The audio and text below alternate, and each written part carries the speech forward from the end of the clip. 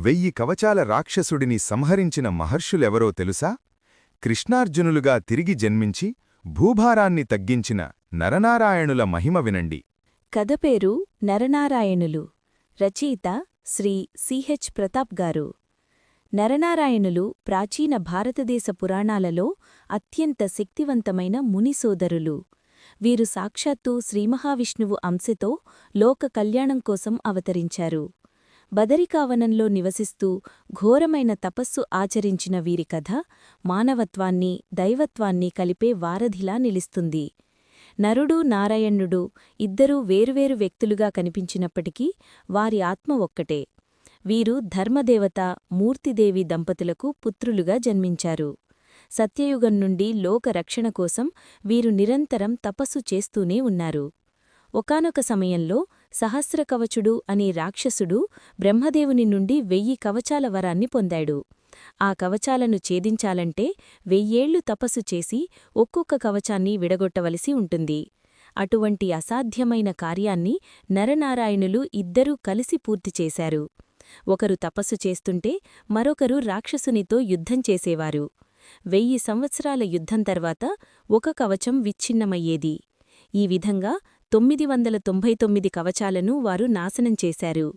చివరి కవచంతో మిగిలిన ఆ రాక్షసుడు సూర్యదేవుని శరణువేడి తరువాతి జన్మలో కర్ణుడిగా పుట్టాడు.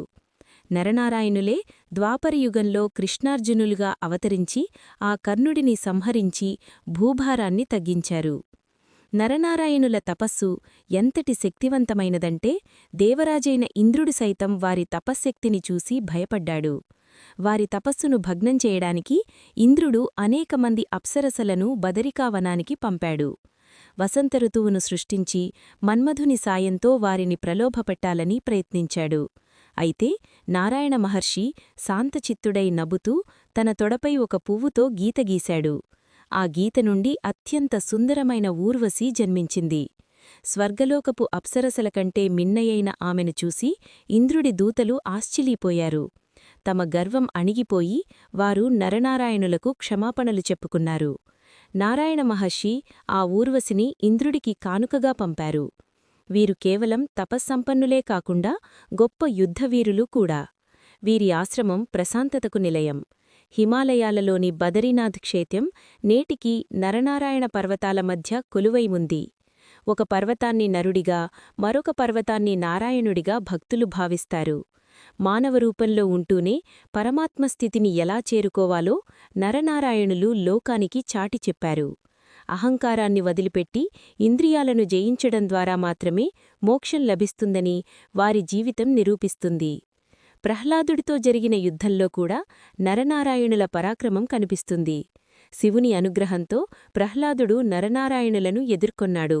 సుదీర్ఘకాలం సాగిన ఆ యుద్ధంలో చివరకు నరనారాయణుల అసలు స్వరూపాన్ని గ్రహించిన ప్రహ్లాదుడు తన తప్పు తెలుసుకొని వారికి శిరస్సు వంచాడు. భగవంతుడు తన భక్తులను పరీక్షించడానికి కూడా ఇటువంటి లీలలు చేస్తూ ఉంటాడు. నరనారాయణుల స్మరణ వల్ల మనసులోని కల్మషాలు తొలగిపోతాయి.